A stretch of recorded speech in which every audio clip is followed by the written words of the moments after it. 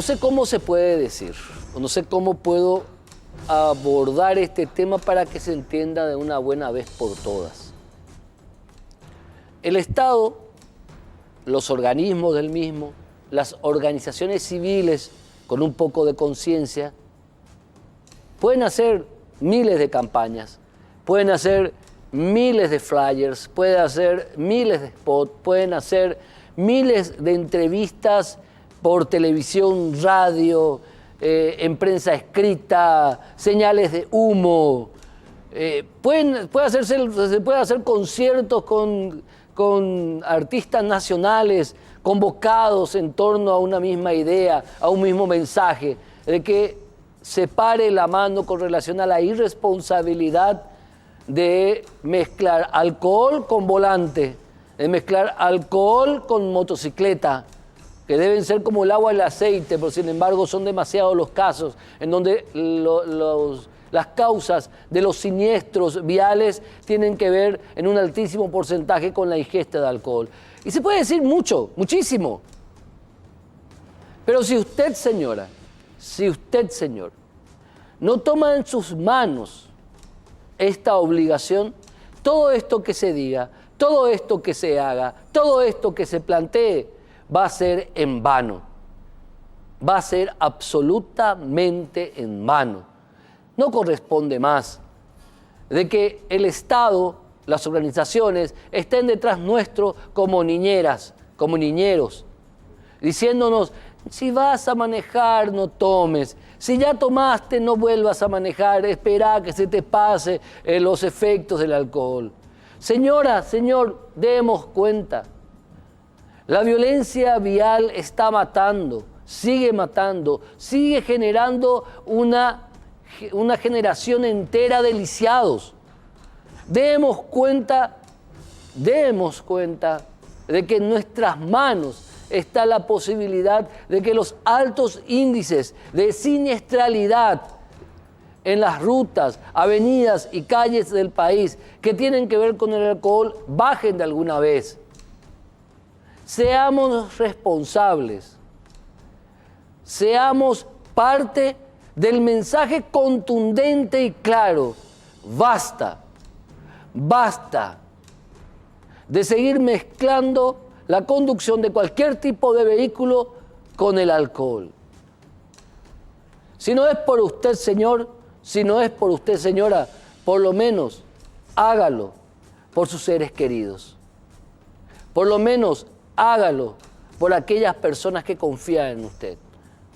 Porque hay tantos casos que incluso el que conduce está alcoholizado y en ese mismo vehículo hay criaturas menores de edad, hay niños, hay jóvenes expuestos a cualquier hecho de siniestralidad, expuestos a cualquier accidente, expuestos a cualquier tipo de daño, porque el que conduce se le ocurrió tomar y lo mismo aún así manejar. Así como el volante está en nuestras manos, así como el manubrio de la motocicleta está en nuestras manos, también está en nuestras manos parar esta locura que se llama inseguridad vial, en donde mucho tiene que ver la ingesta desmedida del alcohol. En tu mano está, señora, en tu mano está, señor, en la mano de nosotros, de todos nosotros está. Ojalá que seamos responsables y seamos parte de este duro mensaje contundente que dice un hasta aquí. Ya no podemos seguir con esta dinámica de hechos luctuosos, fin de semana tras fin de semana, en donde el alcohol marca su reinado. A la vuelta del corte, el primer tema del día de hoy.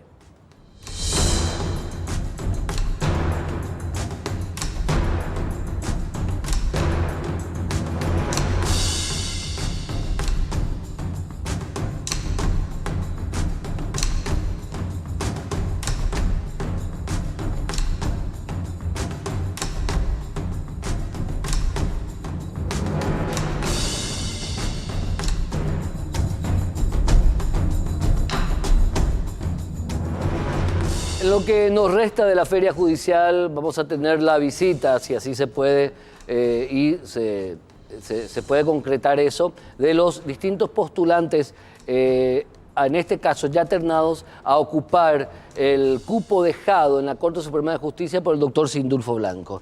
Hoy nos acompaña el doctor Alberto Martínez Simón, camarista con amplísima trayectoria en el ámbito de la Administración de Justicia, con una proficua carrera y también en el ámbito de la docencia, uno de los ternados a reemplazar en la Corte Suprema de Justicia Sindulfo Blanco. Alberto Martínez Simón, gracias doctor por estar con nosotros. Buenas noches, Héctor, muchísimas gracias por la invitación al programa. Bueno, no es la primera vez que está ternado para un cargo en la Corte Suprema de Justicia, creo que es la segunda, ¿verdad? Es la segunda. Es la segunda vez. ¿Cuál es la diferencia que se nota en esta ocasión, en esta segunda integración de terna para Corte Suprema, doctor? Pienso que es muy similar, forma parte de un proceso de recambio de la Corte, un recambio natural. Vamos a tener vacancias, ya tuvimos 2, vamos a tener vacancias en los próximos 2 años y yo creo que forma parte de una renovación natural. El proceso es exactamente igual al anterior en cuanto al reglamento, en cuanto a los plazos, en cuanto a los pasos que hay que dar. Y me tocó en suerte, como bien dijiste, volver a entrar en terna ahora. Lo había hecho en el edicto que se había publicado para reemplazar a la doctora Alicia Pucheta, el edicto número 10. Y ahora en el edicto número 13 estamos otra vez ternados con el doctor Emilio Camacho y con el doctor Rubén Darío Romero.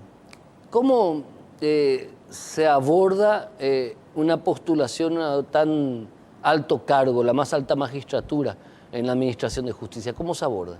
Creo que con la conciencia clara de que se trata de un nombramiento con un perfil claramente político.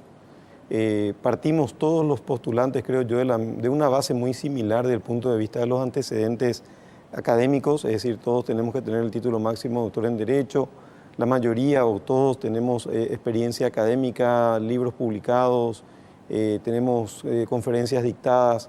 Entonces, sobre la base de una situación bastante paritaria, y hay que entender que entre los primeros puntajes había muy poca diferencia de porcentaje entre uno y otro candidato, se basa ahora la elección ya en una decisión política que toman 2 órganos que son eminentemente políticos como la Cámara de Senadores, que tiene que llegar a un gran consenso político para designar a uno de los 3, y por supuesto el órgano político por antonomasia, que es la Presidencia de la República.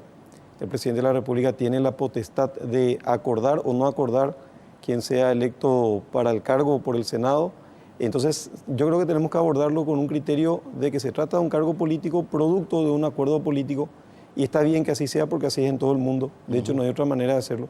Hay que entenderlo así. Lo que tenemos que tratar de evitar es que esto se convierta, como siempre, en un cuoteo partidario.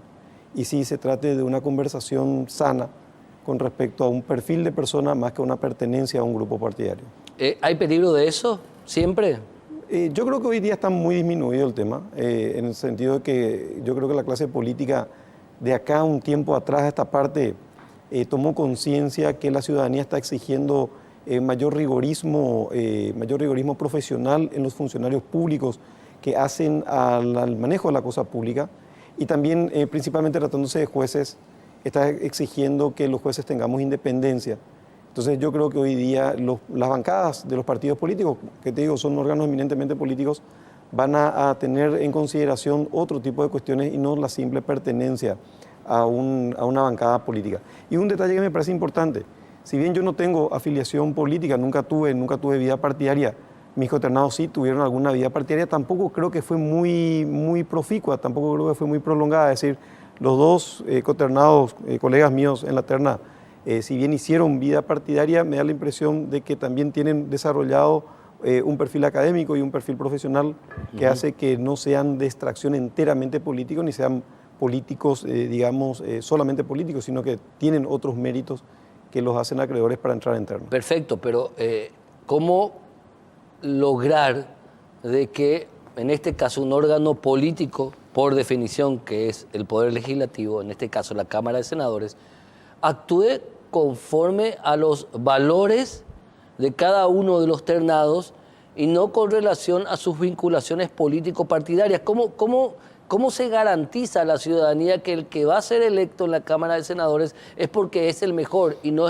es porque el que resulta de una negociación? Yo creo que a través de un sano control ciudadano, Héctor. Es decir, en el último tiempo vimos acá en nuestro país cambios muy profundos en muchísimas instituciones vinculadas a la administración pública y específicamente muchísimas situaciones y administraciones vinculadas al Poder Judicial, estoy haciendo referencia a casos que son de público conocimiento, que se vieron catalizados por el gran control ciudadano. Yo creo que el control ciudadano hoy, con el auxilio de las redes sociales, con la inmediatez que genera la prensa casi omnipresente en todo acontecimiento que suscite la atención, hace que los organismos, los funcionarios públicos, estemos más controlados que nunca. Está bien que así sea en una república, en una democracia. Nosotros tenemos que ser plenamente conscientes de que el control es parte esencial del buen funcionamiento de la maquinaria republicana. Y yo creo que a través de ese control ciudadano vamos a ver, no solamente en estas, probablemente también en las próximas elecciones y en las subsiguientes, ya un cambio de perfil. Es decir, se va a seguir dialogando políticamente, pero ya no sobre bases probablemente de cuoteos partidarios, sino probablemente sobre la base de idoneidad para el cargo. Y cómo, obviamente, el doctorado y tu proficua carrera como magistrado, digamos, hablan de esa idoneidad, pero tal vez, ¿cómo decir a la gente que no conoce de tu carrera, cómo decir a la gente que no te conoce, decirle, yo como ministro de la Corte Suprema de Justicia sí voy a ser garante para que solamente en la administración de justicia mande la Constitución Nacional y la aplicación correcta de la ley? Justamente en base a lo que acabas de decir, Héctor, creo que la hoja de vida de cada uno habla por uno mismo. Cada uno de nosotros tenemos un nombre y una fama que nos debería preceder o que nos precede. Y las personas, la ciudadanía, en el entendimiento que tienen que ser los primeros contralores, tienen que conocernos a nosotros, tienen todos los medios para saber qué hicimos, qué no hicimos, cómo hicimos nuestro trabajo anteriormente, podrían tener una perspectiva de cómo vamos a actuar en caso de llegar al cargo. En el caso mío, yo tengo una hoja de vida, ya hace 32 años que estoy vinculado a la Administración de Justicia. Fui funcionario judicial, después llegué al cargo de actuario, después fui durante 10 años abogado en el ejercicio de la profesión. Hace 16 años que me desvinculé de la profesión y entré a trabajar a la magistratura. Y tuve en cada uno de ellos hechos que hablan por mí y una hoja de vida, como te digo, que pueden dar fe de lo que podría yo eventualmente hacer en caso de llegar al cargo. ¿Qué encontramos hoy en la Administración de Justicia? ¿Cuáles son las principales trabas para que se llegue a ese ideal en donde el que administra justicia no tenga miedo? Porque lo peor que puede pasar para un sistema democrático es que el juez o la jueza tengan miedo. ¿Y cómo se llega a ese ideal? ¿Cómo podemos llegar a ese ideal? Porque penosamente ese miedo del juez o de la jueza a las consecuencias de lo que firme en una resolución judicial existe. Lo admitieron varios magistrados que estuvieron acá presentes. Se revela eso en lo que nos dice o lo que nos dicen los antecedentes sobre el actuar del jurado en enjuiciamiento de magistrados. ¿Cómo llegar a ese ideal? Creo que en la próxima constituyente, Héctor, que se va a convocar seguramente de acá a un tiempo, entró en la agenda de todos los partidos la reforma del Poder Judicial en la Carta Magna. Es decir, nosotros vamos a tocar, los paraguayos digo, probablemente la Constitución Nacional para introducir cambios. Uno de los cambios que nosotros venimos clamando de la Asociación de Jueces del Paraguay y de los otros gremios es la despolitización de los órganos de admisión y de remoción de magistrados. Si bien es cierto, el factor humano es importantísimo y en el último tiempo, en el último periodo de tiempo, vimos cambios muy importantes en el accionar tanto del jurado como del consejo, justamente por las personas que entraron. Nosotros queremos darle un perfil más institucional y queremos que los órganos de admisión y de remoción vayan despolitizándose, es decir, vayamos teniendo una conformación distinta, tanto para el órgano selector, para el Consejo de la Magistratura, como para el órgano de remoción, que es el jurado de enjuiciamiento, y tengamos, por ejemplo, un perfil más académico, a lo mejor de jueces o ministros jubilados de la Corte Suprema de Justicia, personas que hayan tenido una trayectoria intachable, profesores eméritos de la facultad. Tendríamos que buscar el sistema, pero siempre vamos a tener que tener un órgano selector y un órgano de remoción, y siempre va a depender, como te digo, del factor humano para que esos órganos funcionen bien. Por otra parte, lo que decías hace un rato, y me llamó la atención que usaste la palabra miedo. El miedo no solamente del juez de firmar sentencias, sino también el temor razonable o esperable de la ciudadanía con respecto a su administración de justicia. A mí me asusta que un juez tenga miedo. No, a mí me asusta que el ciudadano también tenga miedo con respecto a cómo podría actuar la justicia. Por eso lo que tendríamos que nosotros ver es un cambio de imagen del Poder Judicial. Yo estoy en la estructura del Poder Judicial, Héctor, hace 16 años como magistrado, conozco internamente cómo funciona la maquinaria y te puedo asegurar, y creo que vos coincidirás conmigo, que hay un enorme porcentaje, un mayor porcentaje de jueces, de fiscales, de defensores, de funcionarios que se levantan todas las mañanas con el propósito de hacer bien su trabajo apegado a la Constitución y a las leyes. Existe un porcentaje, por supuesto, de colegas que no honran el cargo y probablemente ese porcentaje contamine la imagen del Poder Judicial.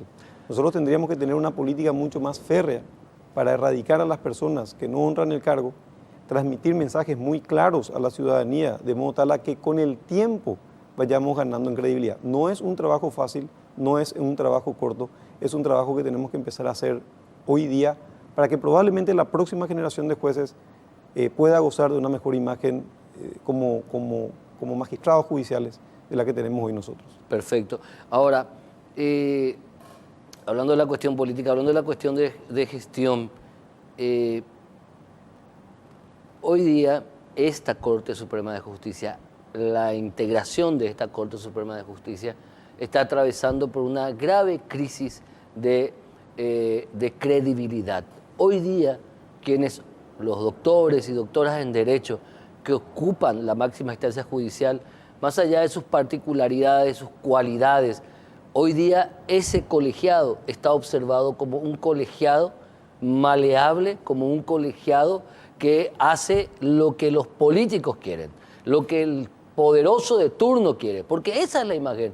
O sea, hoy día no tenemos una Corte Suprema de Justicia que uno se pueda sentar a esperar una acción, una resolución, una sentencia que sea absolutamente inobservable. Al contrario, cada resolución que quita la Corte Suprema de Justicia hoy día es objetada, es observada, porque nadie cree, se sospecha de la Corte Suprema de Justicia.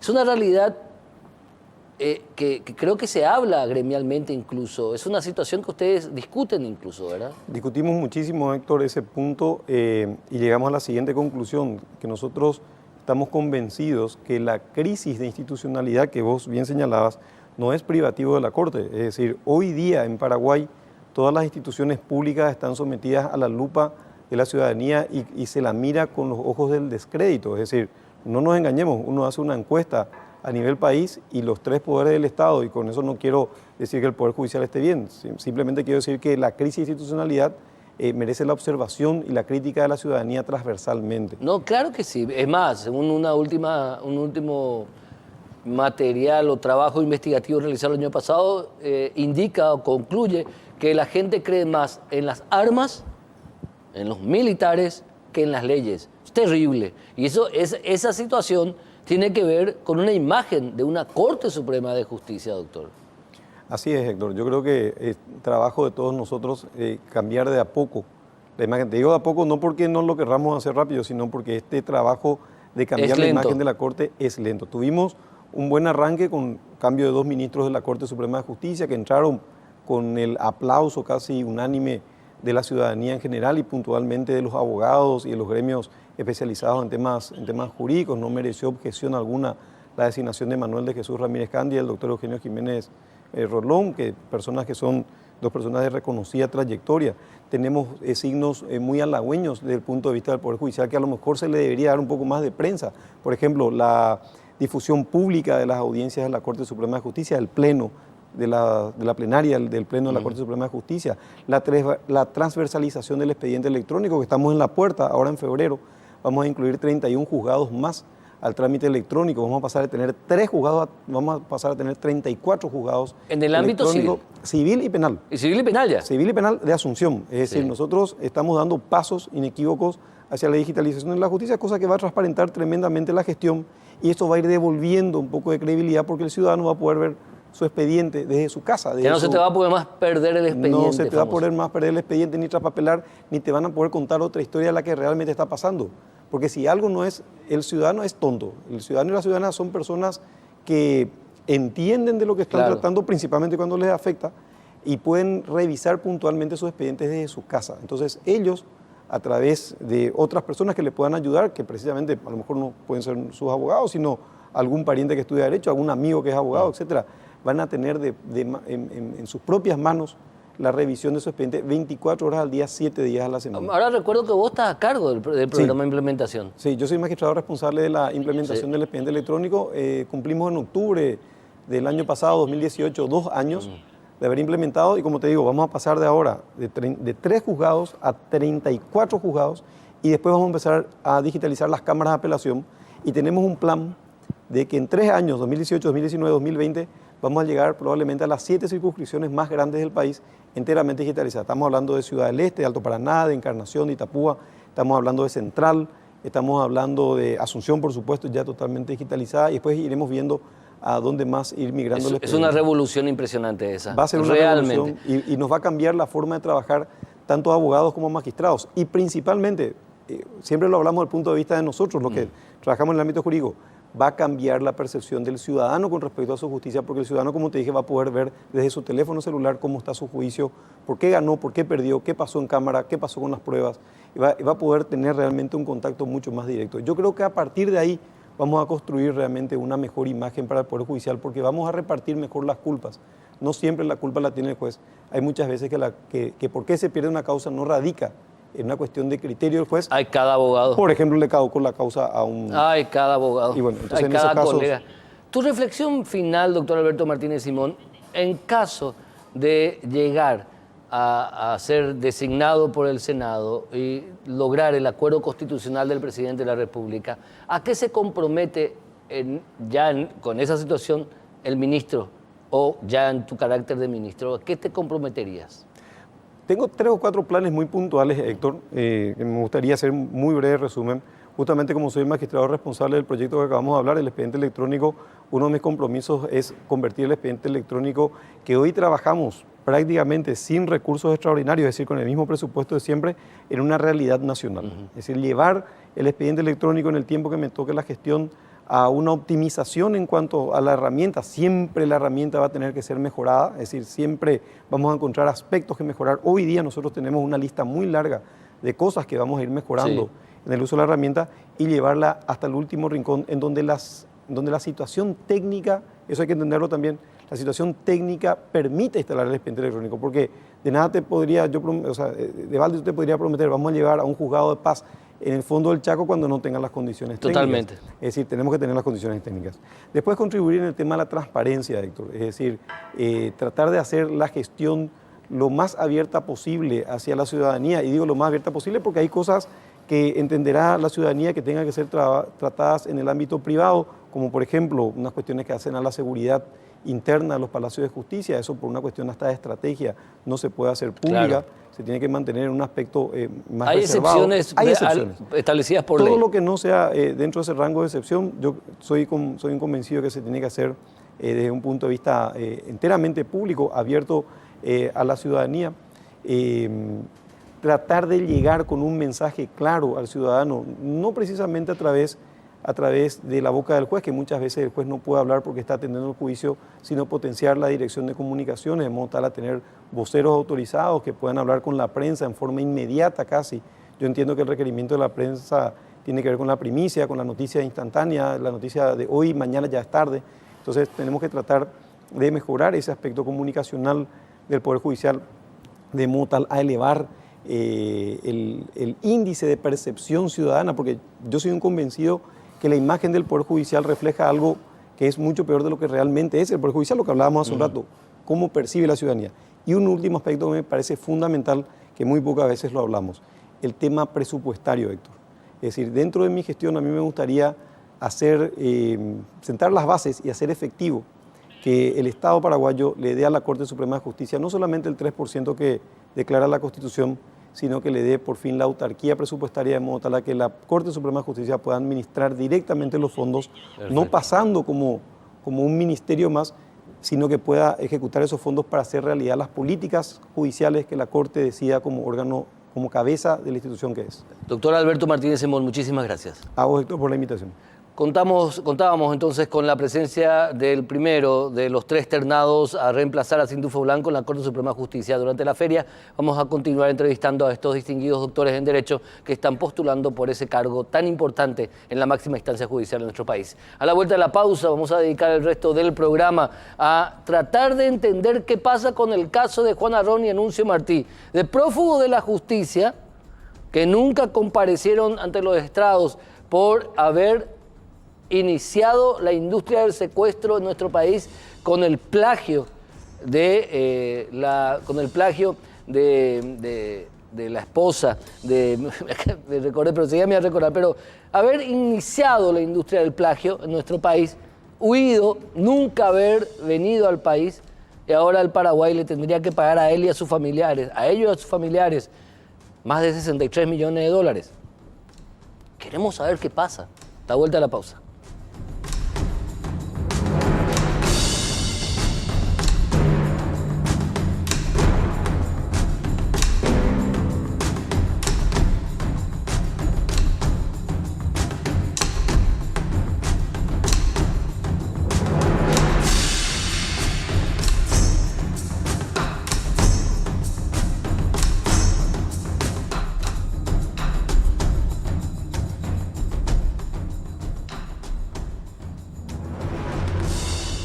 María Edith, hoy día viuda de Bernardi, es quien fuera secuestrada, iniciándose con su secuestro, la industria del plagio en nuestro país, la industria del secuestro en nuestro país. Porque después de ese secuestro hubo una serie en cadena, tanto con presuntos orígenes de interés político y otros absolutamente que tenían que ver con, digamos, lucro absoluto, aunque en el fondo es la misma cuestión. Todo lo que buscaban, más allá de lo que digan estos grupos de secuestradores, era el lucro. Hoy nos visita el doctor Óscar Germán Latorre, quien en ese tiempo era fiscal general del Estado, y también el comisario en situación de retiro, Roberto Cuquejo, quien también en esa época, en el secuestro de María Edith, hoy día viuda de Bernardi, era el jefe de investigaciones de la Policía Nacional. A ambos el agradecimiento, bienvenidos. Quiero comenzar con el doctor Óscar Germán Latorre, comisario Cuquejo, si me permite. Sí, adelante. Sabemos y se ha leído esta historia y se ha contado esta historia, pero ¿qué realmente pasó con Juan Arrón y Enuncio Martí para que ellos ahora, doctor Óscar Germán Latorre, estén a punto de lograr una condena histórica y negativa contra el Paraguay? Bueno, lo que ocurre es que a partir del conocimiento y de la evidencia que hemos tenido en ocasión de aquel secuestro de la señora de Bernardi, el reclamo que hicieron Martí y Arrón ante la Corte Interamericana de Derechos Humanos es sencillamente un despropósito. ¿Y por qué lo digo? Y es muy sencillo. Porque todo lo que dijeron al sostener su denuncia, sea la privación ilegítima de libertad y las torturas, y las personas que se indicaron como responsables, se comprobó sin ningún margen de dudas de que era todo falso. Y a esa falsedad se unen una serie de elementos que definitivamente, por lo menos en cuanto a la gestión de la Fiscalía y en cuanto a la gestión de los policías que fueron imputados, procesados, algunos de ellos permanecieron en prisión durante meses, hasta que el caso definitivamente quedó aclarado y terminaron sobreseídos. Y si me permitís, para que la gente entienda, ellos alegaron que fueron privados de libertad y torturados desde el 15 de enero al 29 de enero. ¿De qué año recordame, por favor? 2002. Sí. 2002. Sin embargo, en ese periodo de tiempo aparece Juan Arrón haciendo 4 llamadas telefónicas desde su celular al profesor Alfonso Rez. Y hay una 5ª llamada que no recuerdo a quién. O sea, ¿quién secuestrado puede hacer tantas llamadas? Tenía, y no eran cualquier llamadas, porque el destinatario de esas llamadas era el que luego se presentó como el testigo estrella de los denunciantes. Porque recordarás que el profesor Rez dijo que en una noche del 15, él vio alrededor de las 10 de la noche, a 200 metros de distancia, cuando esta gente era supuestamente secuestrada. Llevada. La palabra secuestrada no es técnicamente la correcta, pero básicamente eso fue.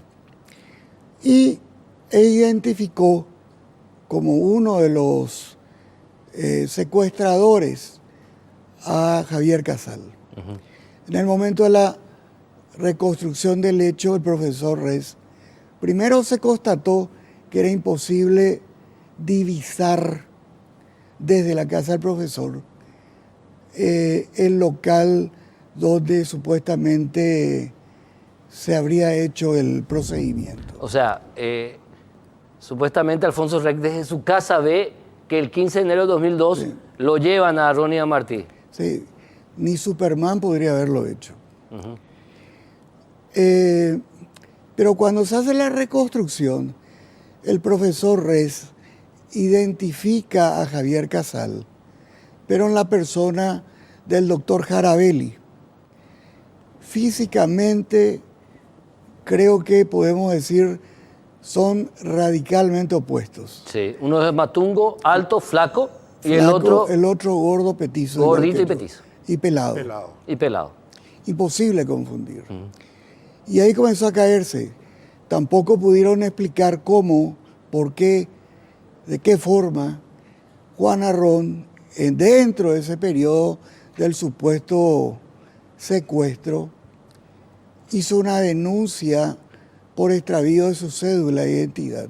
Espera. ¿Qué cosa? O sea, él supuestamente es levantado el 15 de enero. Sí. Y dentro de ese periodo, él se constata en algún lado y vaya a hacer una denuncia de pérdida de extravío. Hace una denuncia ante la comisaría de Itá por extravío de su cédula. Y este hecho luego fue admitido como cierto por su propio abogado. ¿Y entonces no estaba plagiado? Es que esto es una tomadura de pelo. ¿Pero una tomadura de pelo? Una tomadura de pelo, pero que lamentablemente no es una lucha entre bandidos y policías, Héctor. Esto es mucho más complejo, porque este caso involucró a un grupo político que decidió dedicarse al secuestro. Y lamentablemente nosotros, y me incluyo desde la perspectiva del Ministerio Público y también la policía, no teníamos experiencia en temas de este tipo. Yo creo, con toda franqueza, de que el tema de la supuesta privación de libertad y de la tortura fue parte de cumplir un protocolo previamente establecido que tienen estos grupos que cuando se ven amenazados de alguna manera generan situaciones como esta. ¿Estaba premeditado? Yo creo que sí, y no creo equivocarme mucho. Pero, más aún cuando la supuesta aparición se hace casi dentro de un acto circense, ¿verdad? Claro, porque eso tiene un papel preponderante de un periodista, un colega periodista que tiene muchísima menos edad que Rex, y él divisa desde la casa donde estaba supuestamente, donde estaban ambos, Arrón y Martí, él divisa a Arrón y le divisa, creo, a este policía o a este investigador que estaba también procesado. Schembori. A Schembori.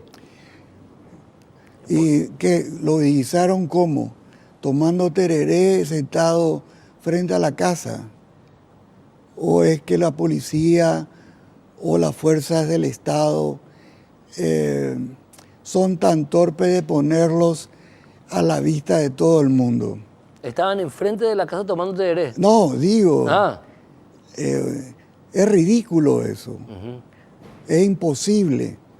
Y el que sostenga eso, realmente creo que está poniendo en duda nuestra capacidad mental. ahora, comisario Cunquejo, usted era vos eras el jefe de investigación de delitos en esa época, y pudieron investigar tanto el secuestro de María Edith, pero ya cuando ocurrió lo de Juan Arrón y Anuncio Martí ya no te tocó, ya saliste del cargo. Sí. Pero tenés un amplio conocimiento de todo lo que pasó. ¿Realmente cómo es posible que en un juicio el Estado le garantizó un juicio libre y soberano a Juan Arrón y Anuncio Martí? El Estado paraguayo le garantizó, y en ese juicio el Estado paraguayo hizo que se aplique la ley, hizo que se aplique la justicia, hizo que los órganos jurídicos actúen, y en 3 instancias se declaró que lo que habían denunciado Juan Arrón y Anuncio Martí era incorrecto, inexistente, falso. ¿Y cómo es posible que ahora estemos llegando a una condena en donde el Estado paraguayo supuestamente ordenó la tortura de ambos? Bueno, es importante comenzar a analizar y tratar de encontrar alguna explicación a cosas totalmente ilógicas. Porque cada cosa tiene que sustentarse sobre algo lógico. Y comenzando con el tema del supuesto secuestro de Arrón y Martí. Yo recuerdo que dijeron que uno de los que participaron en el secuestro fue el comisario Gamarra. Esa noche nosotros teníamos, es decir, una orden de cerrar Asunción. Literalmente cerrar Asunción.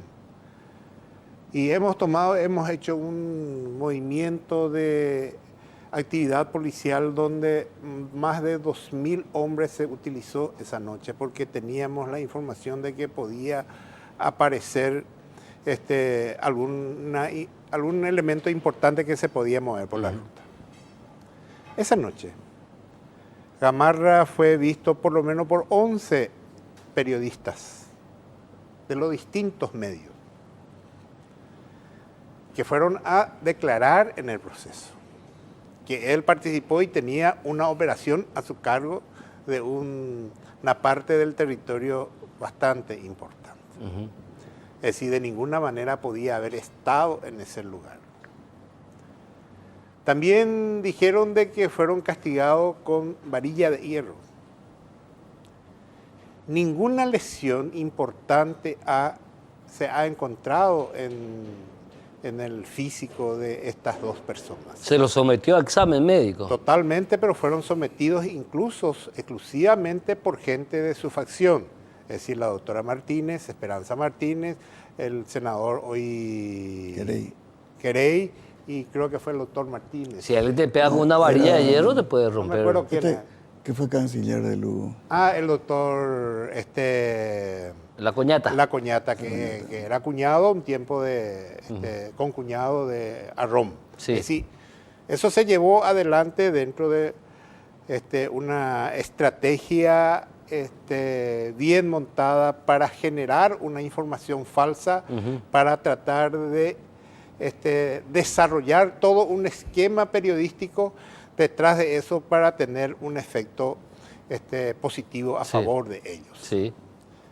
Es decir, que el Estado no participó en la inspección médica, pero lo importante es esto. Ellos dijeron que fueron torturados esa noche, el 15. Pero en el informe médico dice que las heridas presentadas o los golpes presentados son de hace 5 días, dice. Del 10. Son más o menos del 25. Es decir, y el 10 días atrás, es decir, imagínense, en el elemento fundamental que es la inspección médica donde realizan miembros de su organización política, dice que las heridas tiene un proceso de 5 días.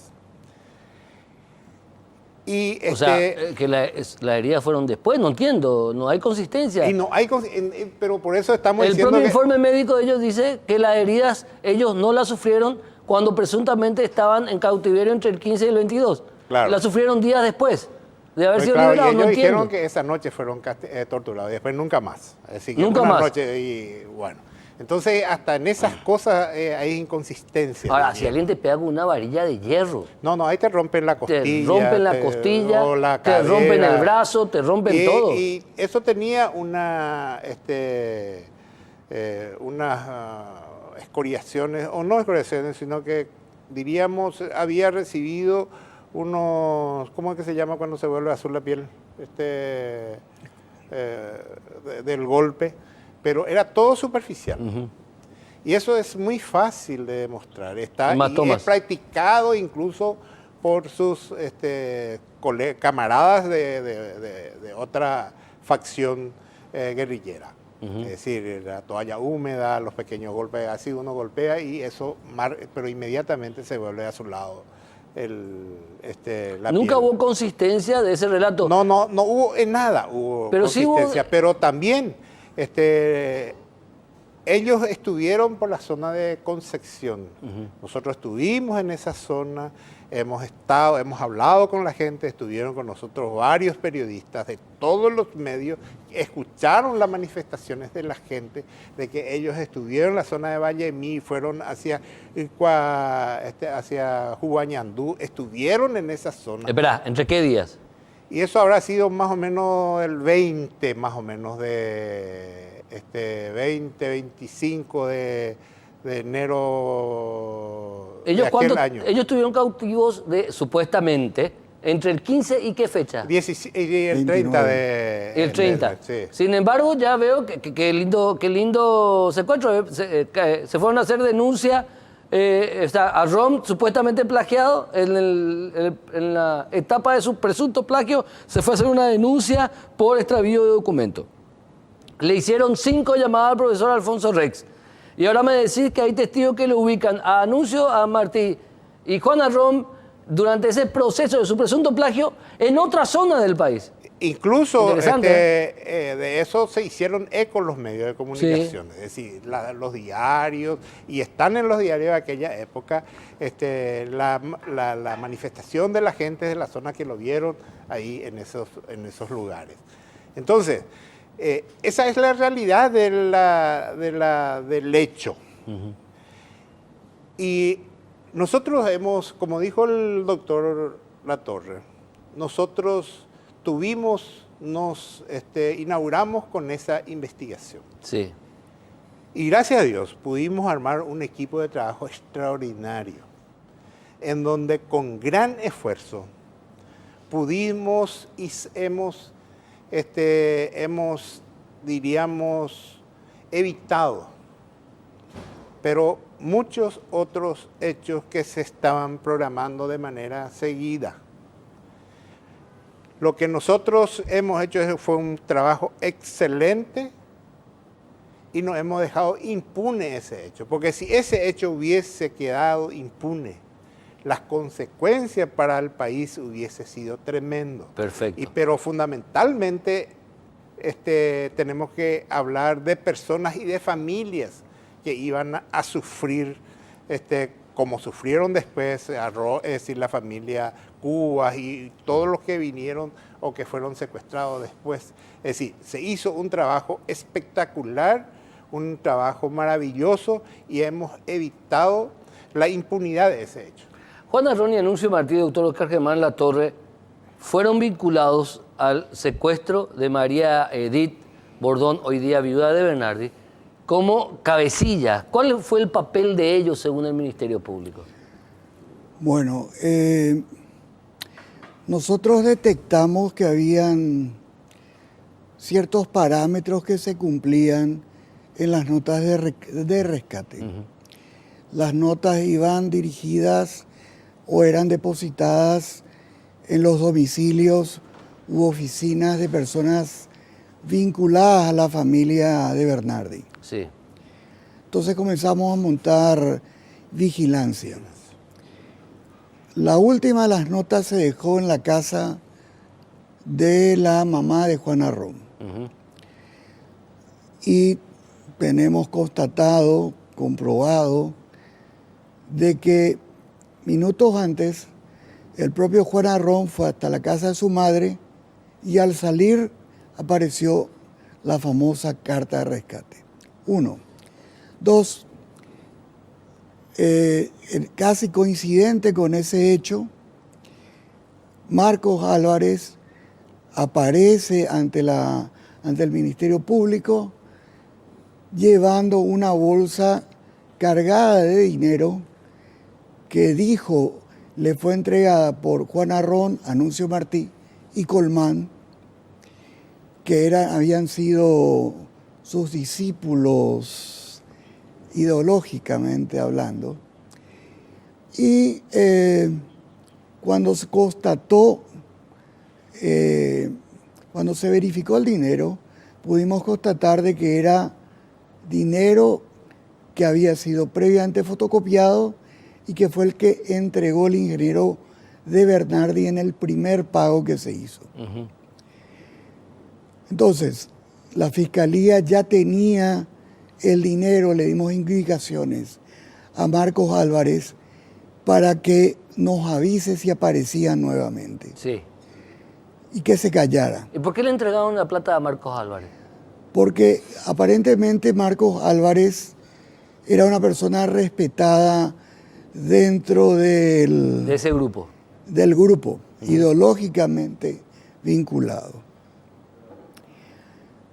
En cualquiera de los casos, la verdad es que no había en ese momento ninguna duda sobre quiénes eran los responsables.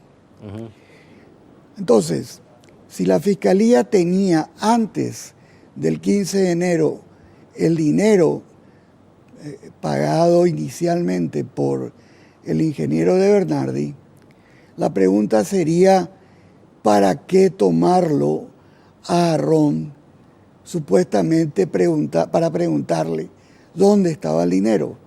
Entonces no encaja el tema.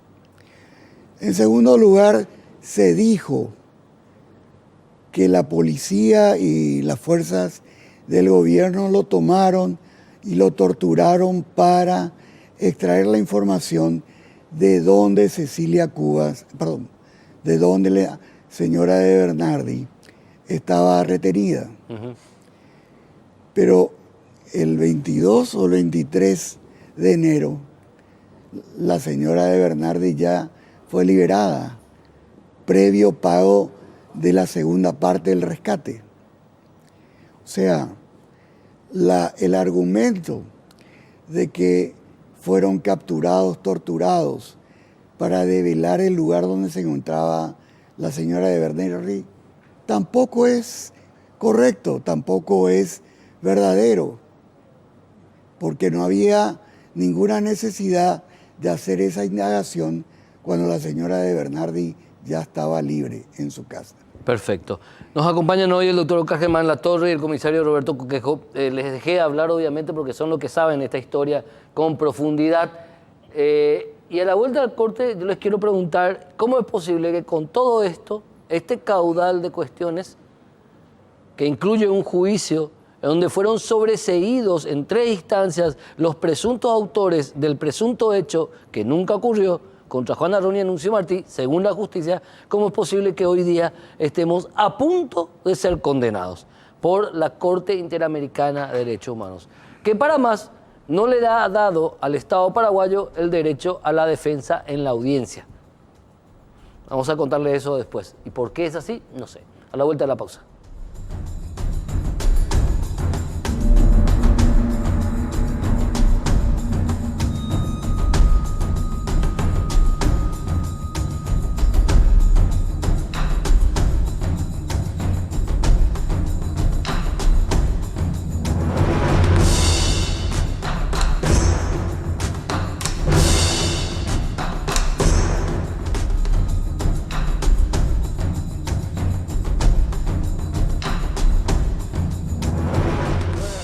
Bueno, continuamos.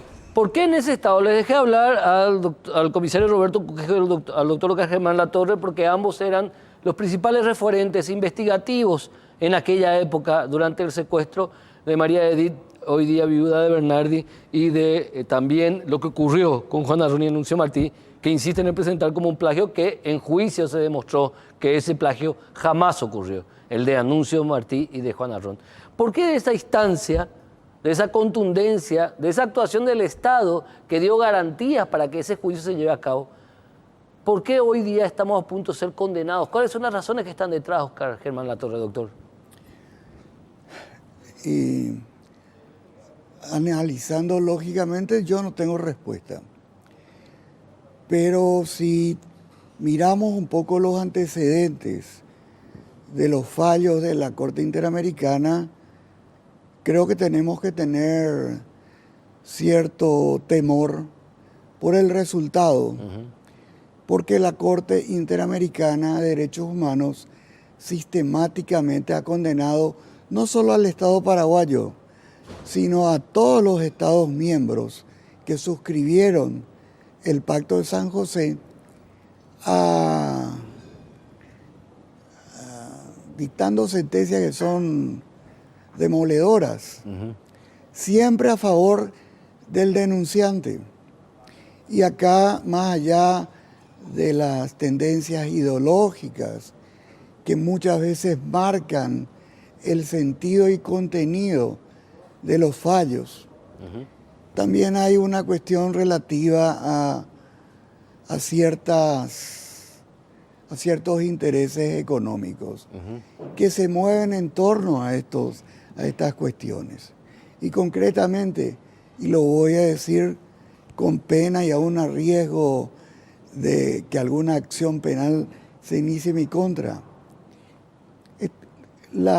hay organizaciones no gubernamentales que lucran con estas cuestiones y que son las que sostienen el funcionamiento de la Corte Interamericana. O sea, este tema es absolutamente perverso y lamentablemente no nos estamos dando cuenta a qué enemigo le estamos enfrentando. ¿Y qué es lo que se va a generar después? Sí, pero mira, en aquel entonces Fiscalía ya tenía infiltrados en sus filas. Y pasaron de aquel entonces 16 años. Y 16 años donde yo no puedo hacer una evaluación seria, pero puedo asegurar con gran posibilidad de estar en lo correcto, de que la infiltración ha llegado a un estado calamitoso. Y cuando gente del gobierno se sienta, entonces deberían girar la cabeza para ver quién está sentado al lado, para saber cómo piensa, a qué tendencia pertenece y cuáles son sus propios intereses personales, políticos, porque acá, lamentablemente, Héctor, hay que decirlo, estamos durmiendo con el enemigo. Y yo celebro que los referentes del gobierno, el ministro del Interior, el procurador, el canciller, hayan reaccionado categóricamente para responder a esta pretensión, porque realmente no importa el fallo. A mí no me interesa, porque el fallo no va a alterar la verdad y dependerá del Estado si quiere participar de esta payasada que se llama la Corte Interamericana de Derechos ¿No debería Humanos. ir ningún representante? No, a mí me consultaron y yo accedí. Y yo accedí ir voluntariamente, voy a costearme los pasajes, mi estadía, porque no quiero tener ningún problema, porque este tema hay que tener extremo cuidado para que no nos revienten como lo hicieron aquella vez por los medios. porque nos ganan en la capacidad de difundir e imponer mentiras. Comisario Roberto Cuquejo, hasta ahora, en lo que hace a Juan Arrón y Anuncio Martí, el secuestro de María Edith Bordón, ¿está impune? No, no está impune, está investigado, pero en relación a ellos dos. A ellos dos, sí, totalmente. A los tres. Los tres, A los porque tres está también, Colmán. Nunca nos acordamos de Colmán, pero Colmán sí. también fue parte. Sí, Colmán fue parte e incluso esa noche que liberaron a la señora María Edith Bordón de Bernardi, yo estoy convencido de que él y su señora fueron las que le trajeron, y nosotros allanamos esa noche su casa, esa madrugada su casa, lo aprendimos y encontramos dinero del secuestro dentro de su casa, es decir, está totalmente demostrado su participación en ese hecho. También la primera entrega del dinero fue también recogido con su vehículo, es decir, allá en el barrio obrero. Se utilizó su vehículo, salió ahí por el doctor Scully, ahí en la esquina tiró uno de los bolsones, doctor Scully de tercera, de ahí se fue hacia Sajonia, se depositó la plata posiblemente en dentro de un familiar muy cercano a Ron, es decir, de que él tuvo participación directa en esta... Los tres tuvieron. ¿Y Martí, cuál era la participación de Martí? Martí él participó en la operación, incluso visitaba la casa. ¿Era el guardia malo? Actuaba como guardia a veces. Sí. Es decir, hay elementos suficientes que demuestran. Pero lo importante es ir un poco más adelante. Lo que comenzaron ellos y en lo que se constituyó ese grupo hoy día, porque ese es un proceso dinámico de todo aquello, es lo que tenemos hoy como guerrilla en nuestro país, y que pareciera que tampoco le estamos dando la dimensión exacta de lo que representa hoy día ya como un hecho, como una organización armada en nuestro país. Es decir, esto sigue. Y como dijo el doctor, tiene increíblemente personas de alto nivel de participación en estos hechos que están infiltrados dentro de la organización del Estado. Eso es grave. Me lo dijeron los dos porque saben algo que tal vez todavía no lo quieren contar, pero de que saben ustedes dos cosas que tienen que ver, es muy grave lo que acaban de dar a entender los dos. Es muy grave. Bueno, nos estamos yendo, estamos cerrando el programa. Muy interesante la participación de Óscar Germán Latorre, ex fiscal general del Estado, y el ex jefe de investigaciones de la Policía Nacional, el comisario en situación de retiro, Roberto Cuquejo. Gracias por sus testimonios para acercarnos un poco a esta historia que tiene muchas aristas. Ahora, ¿por qué el Estado paraguayo prácticamente actuó o se quedó en desventaja durante tanto tiempo y hoy está por ser condenado? Esa es otra cuestión que deberíamos analizar también. Tengan un excelente resto de jornada. Muy buenas noches.